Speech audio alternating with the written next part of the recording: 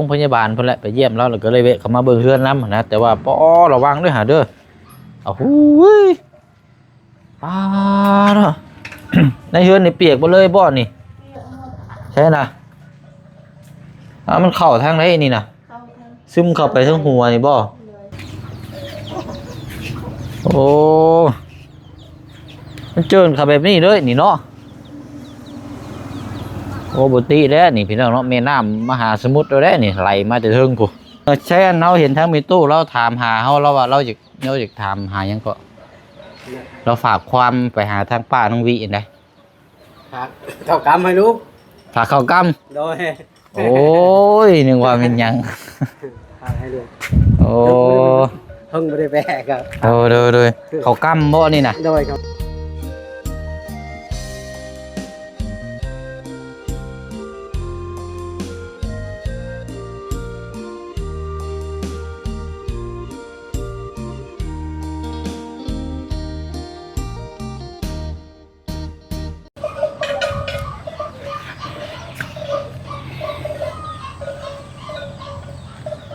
โอ้เสียงงูควายเล็มกินหญ้าโปงเปงอยู่นี่โอ้ธรรมชาติดีๆนี่พี่น้องเนาะเอาวันนี้พี่น้องเนาะมาต่อกันหลังจากเข้าไปเยี่ยมพยายามอยู่ห้องหมอสำหรับเคสของทางเมนงวิเนาะพี่น้องเนาะกลับเข้ามาบ้านแก้งจองตอนนี้ก็อยู่หน้าบ้านเฮือนซานของทางเราเองครับพี่น้องเนาะเบิ่งทางคนแล้วก็มาเบิ่งทางเฮือนก่อนบัดนี้พี่น้องเนาะเป็นจังใดเอาแล้วก็พี่น้องเนาะขอมาหาทางอันแม่น้องเอสนำเนาะยินว่าทางป้าน้องวิว่าทางแม่น้องเอสอยากพบเจอทางบ่เสียงพี่น้องเนาะสึกชิเมนเรื่องอย่างได้พี่น้องเนาะเดี๋ยวเขาไปถามพูดคุยเบิ่งนำกันเนาะกราบสบายดีและสวัสดีพ่อแม่พี่น้องเบิดสุขุสุคนเด้อพี่น้องเนาะพบเจอกันดีคือเก่าคือเดิมพี่น้องเนาะเพิ่มเติมเนี่ยก็ยังบ่ทันหายดีหายเศร้าอยู่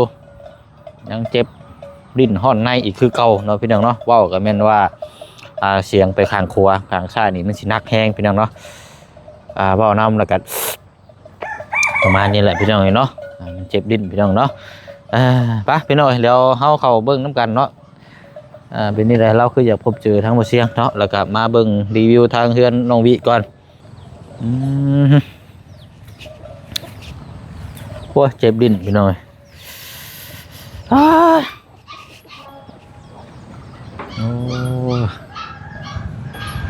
โอ้ตัวเมียงอันนี้ใต้ตารางเนาะนี่น้ำทะลักเขาเปียกบ่เด้ยนี่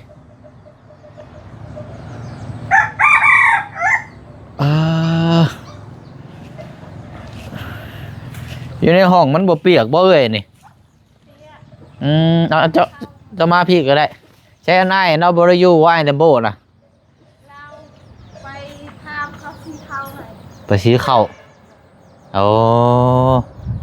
เด้อเอาสบายดีเด้อไอ้ทางภรรยาทางบาวเรนโบเนาะเราบริยูเนาะเข้ากับหามาเตะห้องพยาบาลเพิ่นแหละไปเยี่ยมแล้วก็เลยเวะเข้ามาเบิ่งเฮือนน้ำนะแต่ว่าปอระวังด้วยหาเด้อเอาหูยป้าเนาะ ในเฮือนนี่เปียกบ่เลยบ่นี่ใช่นะมันเข้าทางไหนนี่นะซึมเข้าไปทั้งหัวนี่บ่หาว่าดินบล็อกเด้นี่เนาะเอาบ่อยู่เป็นตู้ดอกตู้เย็นได้เฉยมันบ่ได้ถึกน้ำถึงหยังบ่พ้นขีดอันตรายอยู่บ่น้ำจุดอังอันนี้เนาะอันนี้มองรับมองนอนเรานี่เนาะโอ้โหตัวนี้ได้นี่เนาะตัวนี้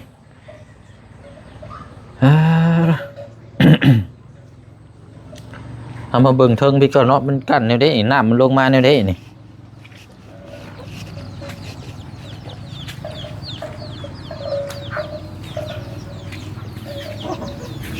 โอ้มันเจินเข้าแบบนี้เลยนี่เนาะโอ้บุตรีแล้วนี่พี่น้องเนาะแม่น้ำมหาสมุทรแล้วนี่ไหลมาแต่เทิงกูไหลเข้ามานี่แล้วนี่ทะลักเข้าไป เปียกชิมแฉะไปเลยมีทางเดียวมีแต่เห็ดก่อดินบล็อกอ้อมเฮือนไว้เห็ดคางเห็ดคลองน้ำออกไปทางพุทธพี่น้องไปทางของน้ำพุทธ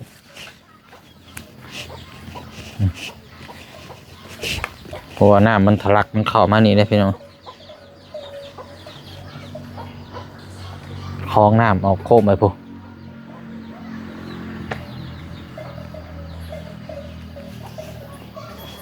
ชิมเข้าไปเนาะเปียกไปเลยเอาไปใช้อะไรไปเลย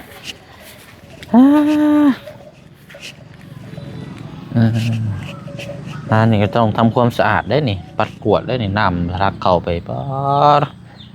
พูดดีดอกนี่เนาะเอามาเลยโอ้ยเอาอยู่ดีมีแห้งสบายดีเด้อมาจะใช้ก่อมาแต่ร่วมอ๋อมื้อนี้วันอาทิตย์เนาะมื้อนี้วันอาทิตย์รวมตั้งมาเบิ่งเฮือนชาติแล้วเนี่ยครับแต่ว่าเฮาก็หากมาแต่พุทธมาเยี่ยมเพิ่นแต่ห้องหมอพุ่นได้พากันนอนกอดกันอยู่กับป้ากับหลานกัน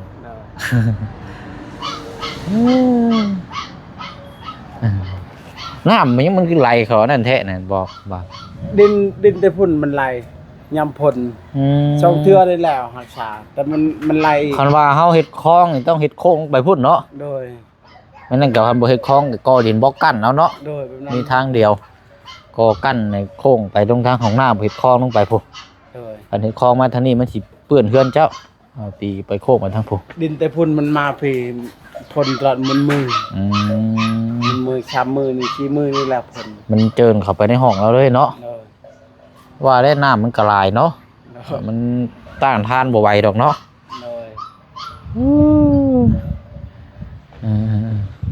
ทางอันนี้ได้สามอันแม่น้องเอสอยู่เฮือนอยู่บ่โดยอยู่เฮือนหน่อยบ่แม่แล้วนะแม่เราอยู่เฮือนแหละมื้อนี้เฉพาะว่าวันอาทิตย์เดี๋ยวสิเข้าไปหาเรายินว่าเราอยากพบเจอนะจักแล้วสิเอาถามอย่างไรก็บ่ฮู้คือกันโดยรันบ่เลยบ่รันบ่นะเมียตั้งคันอีกบ่เลยโอ้ยเนาะจักเดือนแล้วนะ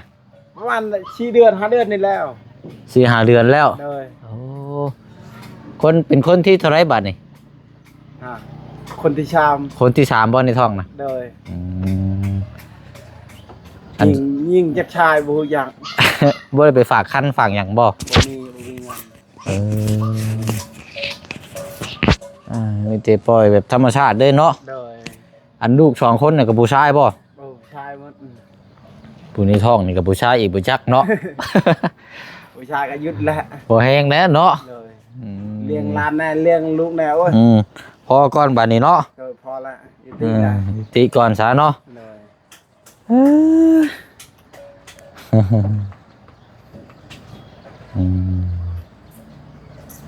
ป้ากินเฮ็ดกินยังซะเฮ็ดกินลมไม้กินลมไม้เลยกินลมไม้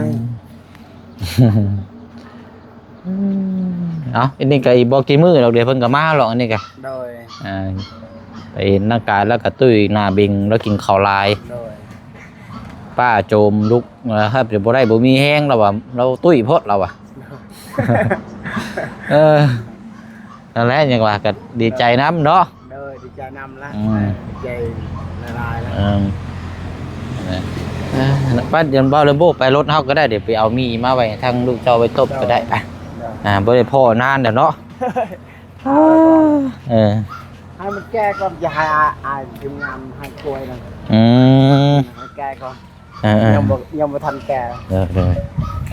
เอาบ่เป็นหยังเนาะเพิ่นก่อนบ่ได้พอกนานแล้วเนาะอยู่ดีไม่แห้งอยู่ละบ้าช่วงนี้เฮ็ดเวียกหยังจ้าช่วงนี้รับจ้างแต่ละมื้อรับจ้างรับจ้าง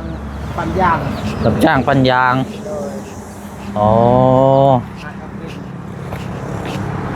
เลยหักมึงไปมึงบ่ไปเห็นได้เนาะ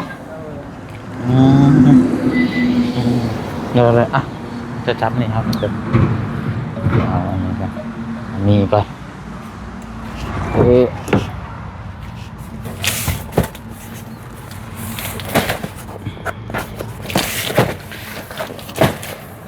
าบ่ได้อันไปเยี่ยมเพิ่นนี่บ่ใส่อยู่ห้องหมอ ไป ไปอยู่บ่มื้อนี้ มื้อนี้บ่ได้ไปเป็นรวม อ๋อมื้อนี้บ่ได้ไปมื้อนี้เนาะ วันมื้ออื่นนี่แหละ มื้ออื่นจังไปเนาะมื้ออื่นจังไปก็ได้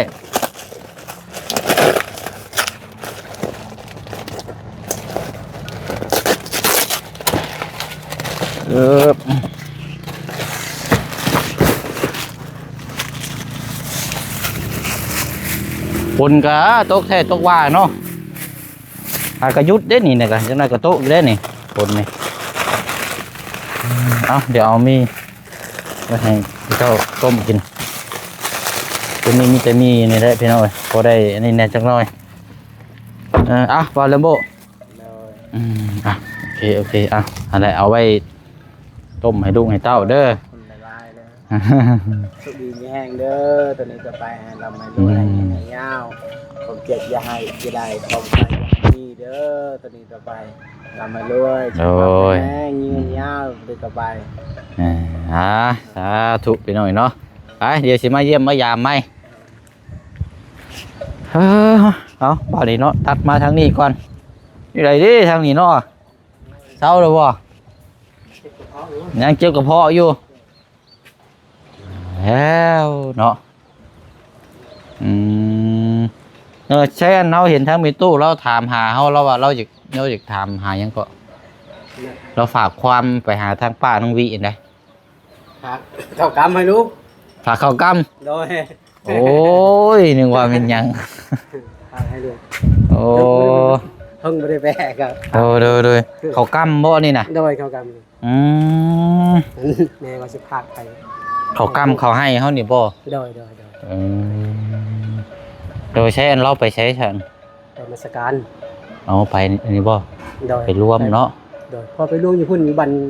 วังบุญพุ่นเขาไปพุ่นเอาบริยูนี่บ่สัตว์นี้นะบ่ครับพอเบอร์มาสการอยู่นะครับสการอยู่พุ่นอ๋อไปอยู่พุ่นแล้วเนาะโดยเฮงแต่ปีกายพี่ปลายเลยพอมาสการอยู่ก็มาเลี้ยงแบะแม่ตัวนึงมาเลี้ยงแบะเนาะเป็นจังได้เสียทั้งลานเพื่อนอยู่บ่อยู่เพื่อนผักให้เบาเชียนเด้อผักให้เนาะเอา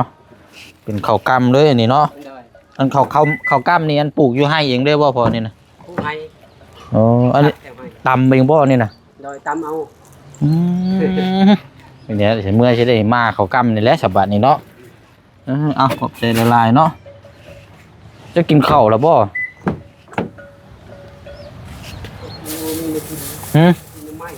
กินหน่อไม้อีกเลยโอ้ยต้มแต่หน่อไม้อันนี้เนาะหมดเด้ออันนี้อันจังมุ้งฉันเรามาทั้งแม่ตอนแรงวัน4 โมงวันเอาจังน้อยเจ้าก็ยังสิไปอีกบ่ไป2 โมงคือราชการเดี๋ยวเอาอันนี้เขาซื้อมาฝากแล้วพอเด้อเป็นข้าวเปียกเดี๋ยวบนนกกระยาดอกอันนี้เอาไว้กินเนาะเอาขอบใจละลายเนาะเขากำฝนตกหากระยุดหากระเซ้านี่เด้อันนี้ก็เนาะสลายก็ยังเป็นเจ็บกระเพาะอยู่เจ้ากันเนาะเจ็บเมื่อยนี่ก็ต้องย่างยังเมื่อยอยู่บ่อันไปนี่เจ้าย่างไปบ่คือว่าขี่รถคันห้างนี่ไปขี่รถคันห้างนี่พอไปขี่คันห้างนี่บ่เมื่อวันเทศก็พอไปปั่นหัดกับประมาณสการอยู่นี่วันเสาร์วันสการอยู่นี่มันติดสการอยู่พุ่นวันติดมือใหญ่ต้องไปพุทธเนาะโดยเข้าพุ่นมันติดไปเจ้าหน้าก็ไปได้นี่เนาะโดยประมาณ2 โมงปลาย2 โมงปลายป่ะเขาหอมนี่อยู่จนมันทันซีด้วยเขาหอมมันผมมันแม่นเก่ากำเขาให้ก็เต็มเลยมันหอมป่ะโดยเมื่อได้ลูกสิกับพอซีโอ้ยยาหลอกหากชีสิ้นเดือนนี้ได้เขาก็ชีกลับกันประมาณอีก2 มื้อ 3 มื้อนี่ก็กลับแล้วเดินทางกลับบ้านฝนตกไปเฮ็ดเวียกเฮ็ดหยังก็ยาก เฮาก็หากนมาแต่เซโปนพุ่นละมาแต่เยี่ยมทั้งแม่น้องวิไปเยี่ยมยามแล้ว ก็ไปกันไปเอายาหยัดคือมัน อ๋อ เดี๋ยวมื้ออื่นพาสิไปเอายาหยัดครับ ไปเอายามายัดอันนั้นบ่ สิไปซื้อ5เม็ดมีเงินซื้อ5เม็ดก็ได้หยัด เท่าไหร่อะน่ะ ครับพอยัง 5เม็ด ได้ มีดเท่าไหร่เพิ่นขาย พอยังบ่ฮู้ อืม พอซื้อพอลืมแล้วที่เฮาก็ซื้อแต่มันยางมันเจ็บนั่งเฮิงก็เจ็บคนเจ็บบ่ได้ออกเลือดใครแล้วยังเจ็บอยู่เวลาหายาง จังยัดเอาเนาะ นั่นซื้อยาหยัด โอ้ เงินเซนปลายพอได้เลยเงินเซนปลายเงินให้เซนปลายมือนี่สิไปมือคนโต๊ะสิไป ฝนตกแล้วมื้อนี้ก็เนาะตก งานนี้เวลาไปขึ้นตีมดเตลเซนคอนตีตึกเน็ต แค่มันจองเนาะ เท่าคือกันแทงแอลนี่ก็ตีมันแทงไซบือนี่ก็ตีเวลามันขึ้นแห้งกับพอ โดย ย้อนพอกินน้ำไม้มันบ่มีกินแต่ กิน น้ำไม้ หน่อไม้แล้วจะกินหน่อไม้แล้ว กินน้ำไม้นี่เจ็บรถพอ อ่า พอหูจักรถกินน้ำไม้เจ็บรถเจ็บบ่ได้กินน้ำไม้บ่มีนี่กินด้วยหิวมันนี่ จะสิกินหยังเนาะ นอนบ่มีนี่กิน โอ้ยเนาะ น้ำไม้ อ่า อันนี้ลำบาก อืม พอเป็นพยานกินผักเจ็บท้องไปกินผักเป็นข้าวต้ม อืม เป็นลำบาก ยากเนาะ เดี๋ยว อยากทำในอยู่ได้กินนี่แหละพี่น้องป้าจะเฮาย่างไปเบิ่งทางนั้นก่อนซะพอเด้อไปเบิ่งทางน้องเอ็ดก่อนจังน้อยเนาะเอาขโมกขอบใจหลายๆพอเด้อ โอ้ย เด้อเดี๋ยวเอาอันนี้ไปเบิ่งให้ทางน้องอุบุญก่อนเลี้ยงงัวเลี้ยงควายนี่เนาะบ่ำอยู่นี่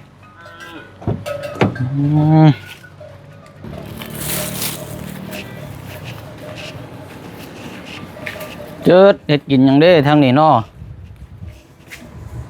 ว้าพี่น้องอยู่ใต้ตารางนี่เลยเนาะ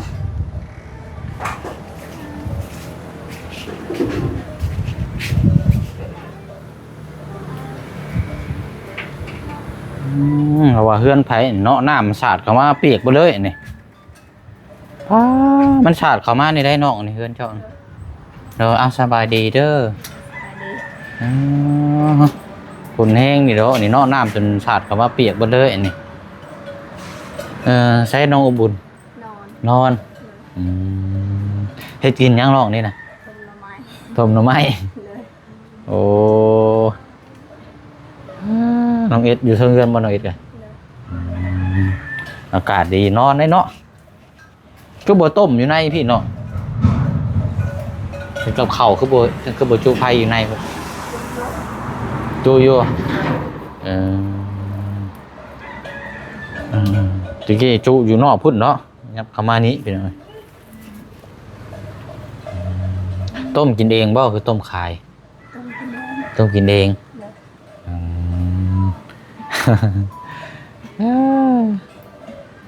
ช่วงเวลาอะไรจะไปกรีดยางเนาะ ชาแดดก็ได้คิด มื้อนี้บ่ได้ไปบ่มื้อนี้นะ ไม่ได้ไปคนตกตลอด ฝนตกตลอดนี่คือไปกรีดนี่บ่ได้เนาะ เลย เอ้าบ่เซ็งเอามีมาฝากเลยนั่นแหละเอาไว้ต้มตะกี้ชื่อยังมาฝากพี่น้องทั้งน้องอุ้มบุญกัน ก็นอนอย่าแล้วบ่ได้ขึ้นไปหาดอกนอนอยู่เทิงนี่บ่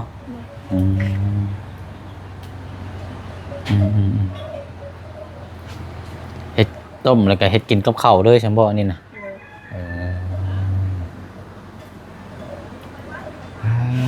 เนาะไดดอกอันดาพืชนี่มันจุอันง่ายอยู่เนาะ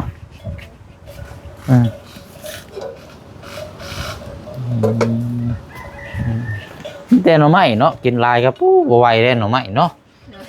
จังหน่อยไปหุ้งหมอนี่พอแห้งอีกแหละถ้ากันจานเล่าบ่ได้เข้ามาหาบ่เนาะ จันดาวเขาเมื่อวานนี้เรามา อ๋อเมื่อวานนี้เรามาอยู่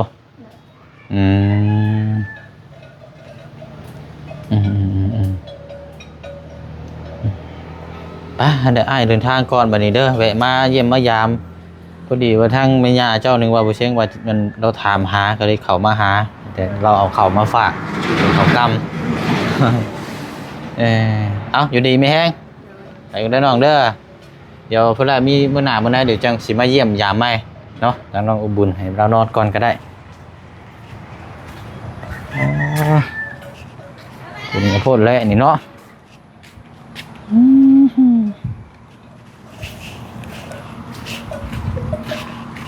ไปกันเด้อพอเด้อทางก่อน ขอบใจละลายโอ้ย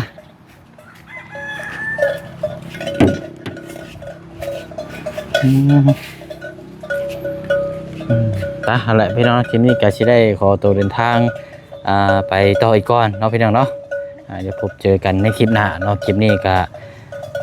แวะมานี่แหละพี่น้องเนาะทางเมนูเอสถามหาได้แวะเข้ามาเดี๋ยวพอดีว่าเราเอาของฝากของต้อนเป็นข้าวกำเนาะข้าวกำแบบข้าวธรรมชาตินี่ได้พี่น้องเนาะโอ้ยเนาะขอบคุณขอบใจหลายๆเนาะเพิ่นก็ยังคิดฮอดคิดถึงยังฝากความคิดถึงทางเฮาแล้วก็ทางทีมงานอยู่เนาะพี่น้องเนาะเอาขอบคุณขอบใจหลายๆเนาะที่ยังบ่ลืมพี่น้องเนาะไปอยู่ดีมีแห้งร่ำรวยเบิดสุขุสุคนลาพี่ลาน้องไปก่อนบ๊ายบายได้พี่น้องเด้อเนาะพบเจอกันในคลิปหน้า